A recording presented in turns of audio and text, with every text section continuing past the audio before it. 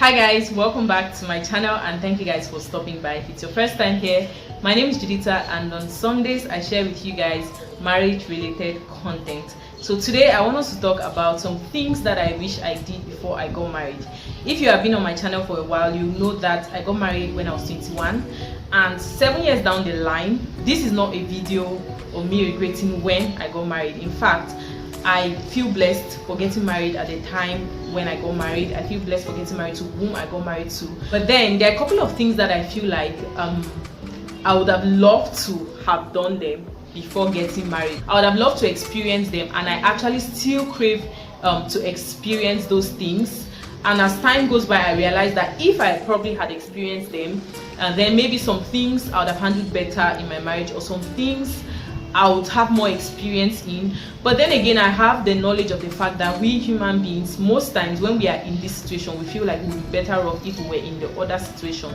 So this is not me regretting or trying to take myself back in a place where I can never be, which I never want to be. But then I feel like it's a video that if I share with you and you are maybe single, you're a lady who is single and you're pressuring yourself into getting into a place of marriage, then you will consider doing some of these things, so that in fact when you get into that place of marriage, you now have a wealth of experience and knowledge to go about certain things.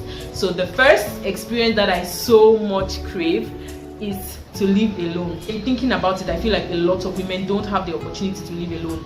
First of all, because growing up, you're in your parents' house, and then when you probably get to the age of university, your parents maybe they can't afford, like if your parents can't afford to rent like an apartment or a room for you somewhere around your school, like a lot of students would do, they would send you maybe to an auntie or an uncle or somebody's house, a family house, where you don't get to experience that alone time. You don't get to experience, you don't carry the responsibility of what am I going to eat today, you don't shoulder a lot of responsibilities, and so you don't learn that individuality, that being alone, and you don't get to experience it. It's a feeling that I would love to experience. Why? Because I grew up with my parents, I've lived with my parents all my life, and then I've gotten married, immediately leaving my parents' home. Like when I was in the university, our house is in Boya, and if your house is Boya and you're going to the University of Boya, you don't need to rent. For some people they do, if your house is really far, but how big is Boya? So I lived in my parents' house while going to the university, so I never got to experience that. I never even went to a boarding school. I feel like if you go to a boarding school, there's a little bit of that independence that you get to learn, and that just being alone that you get to absorb from the experience of boarding school. So I didn't go to a boarding school, and then I stayed in my parents' house while going to the university, and then I now left immediately. I graduated. I graduated when I was 21 and got married when I was 21. So I feel like I didn't get that space or that break to just experience me. And it's not this desire to be alone or live alone. It's not even me wanting to live alone. It's just I want to experience being alone for 3 days, like in a space that I can call my own, just me alone. That's just what I want to experience. But I'm not getting to experience that now, and it's almost impossible for me to just experience that. It has to be something that is planned, and it's something that I've spoken to my husband about, and definitely at some point I need to just be alone, like even for 3 days or even for a week, because it's an experience that I crave so much. And yeah, so that's the first thing. Experience being alone and enjoy and absorb the moment of being alone, instead of trying to get yourself into a place where you're starting a family, you have a partner, you have a husband, or you have a wife. But I feel like this video, I'm speaking more to women, because I'm a woman, and I say it a lot. Most times I direct a lot of my content to women because I can relate with them more. So yeah, you want to absorb and enjoy that time of you being alone. That's if you ever even plan on getting married. If you never plan on getting married, then just keep enjoying your singlehood and being alone. That's the first thing I really crave. And some people might think that the reason why you would crave wanting to be alone is to exploit, or is to go out, or is to hang out with people. No, it's just the feeling. I just want to have that feeling. I have never had that feeling. Can you guys imagine? I've never been alone, like alone. And if I've been alone, like I've had a room to myself. but the next door there's somebody else. So that's one of the things I really wish I had done before I got married. I don't think the experience has been stolen from me. I think I can still get that experience. It might not be as much as other people would have gotten it, but I really do not want to experience it as much as other people have. I just want to know that feeling of being alone and having that feeling, and then also just having the feeling of not worrying about what my parents have asked me to do or what my children require of me to do. Do you guys get? Like, I left from a place of submitting to my parents, making sure that if they say I should do this thing, I've done it, and then I've come to a place where I have to cater to the needs of my children, and I also have to make sure that I'm collaborating and satisfying my husband as well, because we are in a partnership together as husband and wife. So I just want to really know what it feels like to just cater to myself, my wants, my needs. And I think it's not a selfish desire. If you're in my shoes, I think it's something that you want to talk about it with your partner, and then you both try to work on a plan for that to happen for you, if it's possible financially. However, if it's possible, depending on the age of your kids and just the state of your home, if it's possible, it should be something that should be considered, because I think it's a legit desire that anyone should have. Looking at it, that if you're coming from your home to another home like this, and you're having to answer to parents, now I'm answering to children and husband. So I want to have that experience, and I think it's a legit desire. Is very valid. Okay, so the second thing I wish I did more before getting married was work. Like, have experience working in different places, doing different things, which I can still do now. But then I'm happy with the course that my life has taken at this point, with my channel and me having a lot of time, and seeing my husband has a job that gives him so much time for the family as well. He can do so much and have so much time. I feel like time for me right now is very priceless. I cannot trade my time for anything, okay? And I can safely say that because the time that I have, I used to make money, that I realized that there are people who are spending more hours than myself in maybe jobs that they are not even satisfied with, and they are not making as much as I'm making.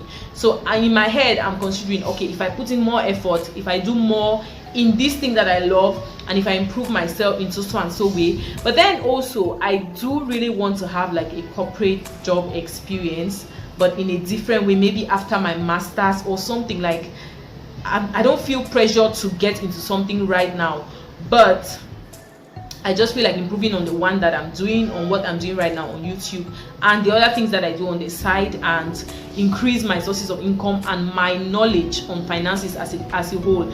Because I don't think it's just about increasing my source of income, it's about me increasing the knowledge that I have about finances and what it takes to maintain, manage finances. Because if I make more and I don't know how to maintain, manage and multiply, then it can still be a waste. So yeah, I think I wish I had those experiences, but I wouldn't trade where I am now for that.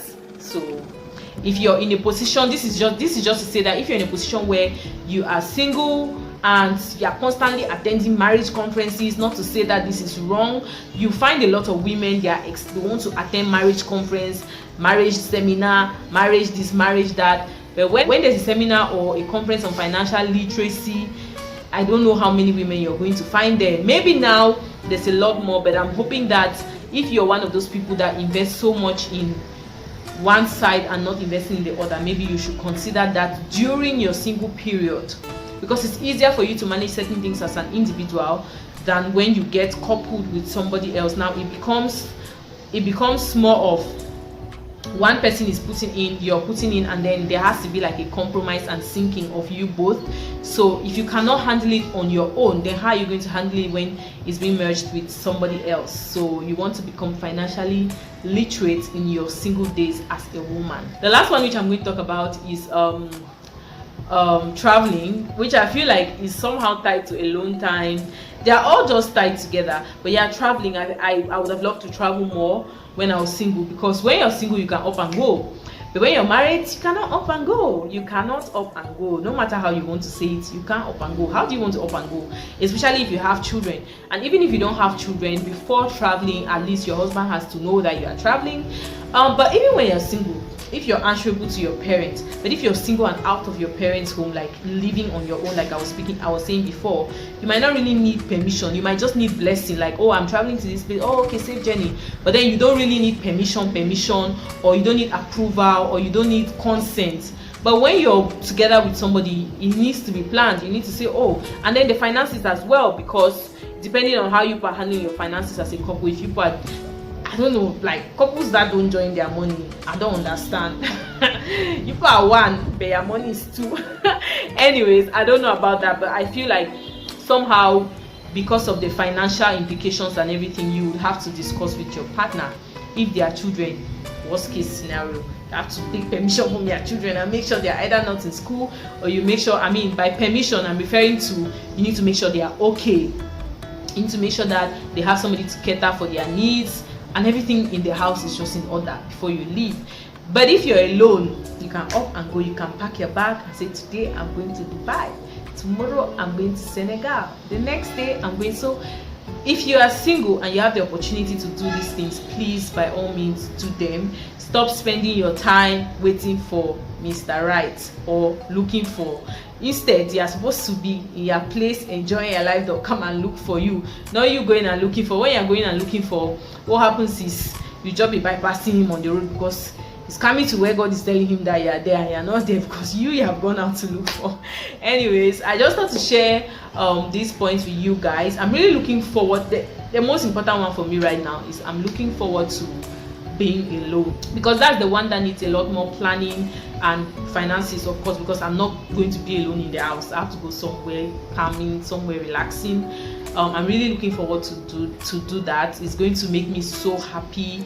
And as for finances and traveling, it's something that I will still get to do. I was so happy when the first time I ever got on a plane, I was with my children, and I was really excited for them and for myself as well, just to have that experience. And I think that I don't mind traveling with my family, and if I don't get to have the opportunity to travel alone, which I doubt if it's not going to happen, I believe that I'm going to travel at some point alone. But if I get to travel just with my family, I still don't mind. When it comes to finances, I think I've grown in my knowledge of how to make money, how to multiply money, and how to manage money, and I'm still growing. I'm learning. I'm open to learning more things about that. So I think those two, traveling and finances, are not so much of an issue. But right now, what is something that I really want to do, that I know I need to make it needs to be something that I work towards and plan towards, is me having alone time. Minimum of 3 days, maximum 1 week. Whew. Anyway, that said, you guys, I feel like one thing that we should all learn to do is accepting the situations that we are in at the moment, and working towards achieving the things that we feel we deserve and the things that we crave. And then sometimes we also need to try to make sure the things that we are craving are not heavily influenced by societal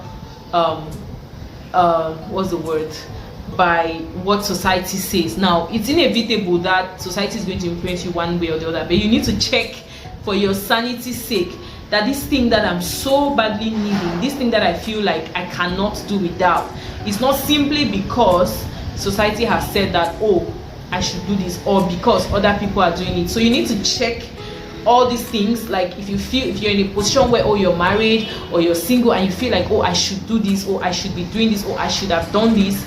So in as much as I'm sharing with you guys things I wish that I could have done, I still have to check myself to be sure, oh, it's not because XYZ is doing it, or because XYZ got to do it, then I'm thinking, oh, I should have. So I'm checking within myself to see where the desire and where the need is coming from. And also, I know how to curb my desires, my emotions, and what I want.